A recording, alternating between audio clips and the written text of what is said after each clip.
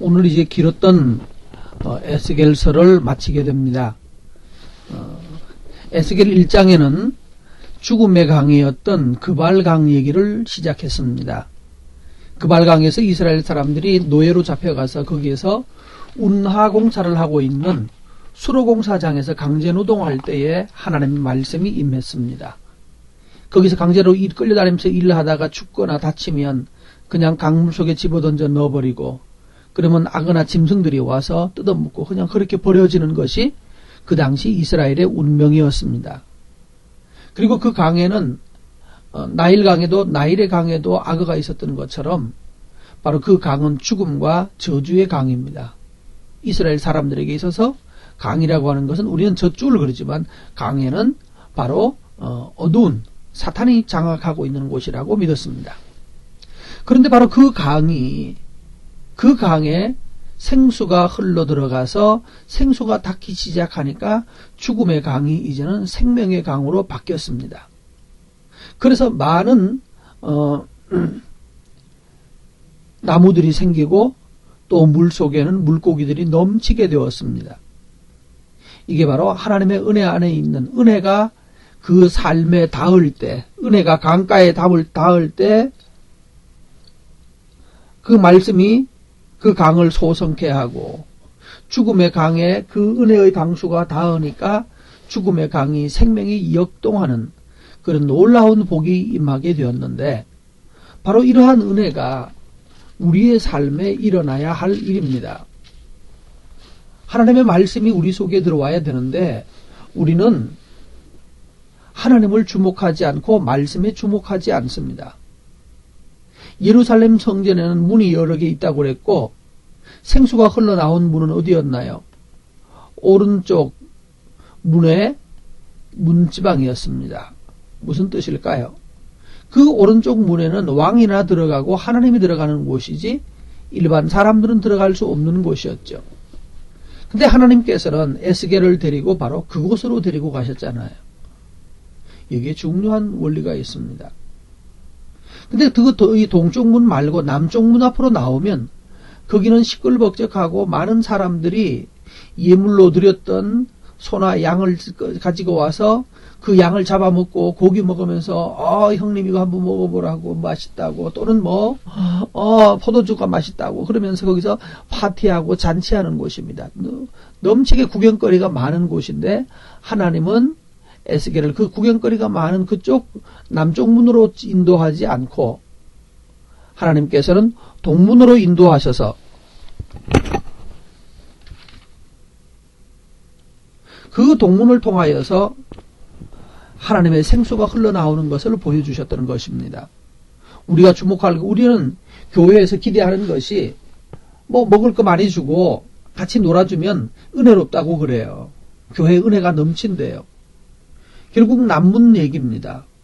함께 먹고 마시고 즐거워하는 것도 필요하지만 정말로 주목하고 보아야 될 것은, 정말로 생명을 살리는 것은 교회에서 모여서 같이 밥 나눠 먹고 밥 먹고 맛있는 건 재밌는 거 하고, 그것이 은혜가 아니고 하나님의 말씀이 흘러나오는 그 말씀, 성경을 열어서 성경에서 하나님의 생수가 스며 나오는 것을 볼 수 있어야 합니다. 이 아침 여러분, 하나님의 생수가 여러분의 이 묵상을 통하여서 흘러나오는 거예요.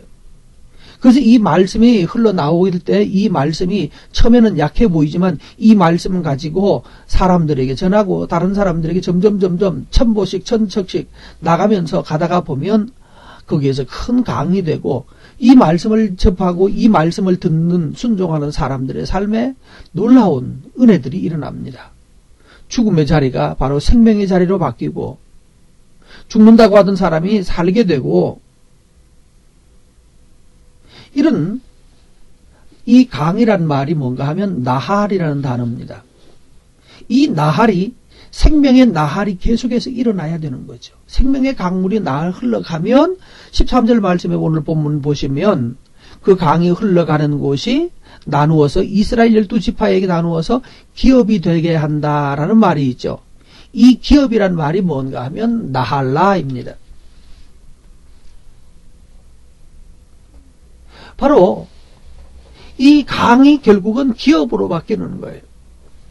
기업은 다시 뭐가 되는가 하면 두 몫이 된다라고 말하는데 기업의 분깃이 되는 거예요.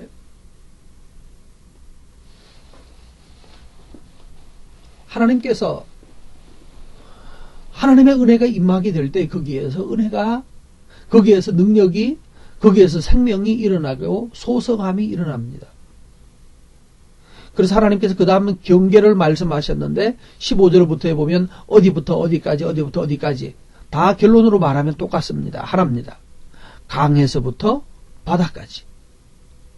북쪽으로 올라가면 북쪽에는 바벨론의 강까지, 남쪽으로 내려가면 애굽의 강까지 다 강이 기준인 거예요. 서쪽으로 가면 바다거든요. 그 바다까지. 동쪽은 요단강까지. 하나님께서 이 생수가 강이 흘러서 바다까지 들어가게 되면 그 흘러 들어가는 모든 생명수가 닿는 모든 곳이 바로 그들의 땅이 된다라고 말했습니다. 오늘 여러분 하나님의 말씀 가지고 다른 사람들에게, 또한 다른 나라에게, 다른 지역에서, 또 다른 영역에서 말씀을 가지고 나가시면 그 영역이 바로 하나님께서 여러분에게 주시는 은혜의 자리가 될 것입니다. 그리고 그 땅이 바로 여러분의 기업이 되고 여러분의 분깃이 될 것이에요.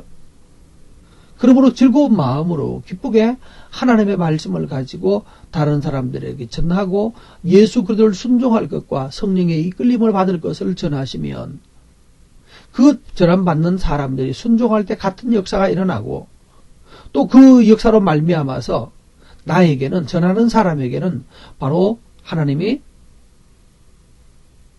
그 전도자에게 하나님 주시는 것이 바로 그 기업이 되게 하는 것입니다. 이 기업의 분깃을 나누어 가진 것이 그 다음부터 48장 마지막까지 계속 나타나고 있습니다. 여러분의 삶에도 이 하나님의 말씀의 생수가 내 삶을 풍성하게 해서 나를 먼저 고치고 내게 은혜가 일어나고 내게 기업이 되고, 그래서 이 말씀 가지고 또 전달하고 전하고 하는 그 모든 말씀이 닿는 곳에 생명이 살아나게 되는 것이 있다는 것을 믿고, 말씀의 능력이 사람을 살리게 한다는 것을 믿고 기쁘게 말씀 증거하고 전하십시오. 그리고 하나님이 여러분에게 많은 땅들을 기업으로 주신다는 것이 48장에 나와 있습니다.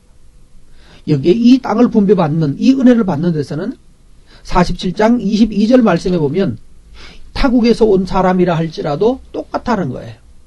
이방인이고 유대인이고 가리지 않고 누구든지 이 생명수를 받고 그것을 전하면 결국은 하나님께서 땅을 기업으로 나눠주시고 분깃을 주시는 이 나할의 축복이 온 사람 누구에게든지 미쳐진다는 거예요.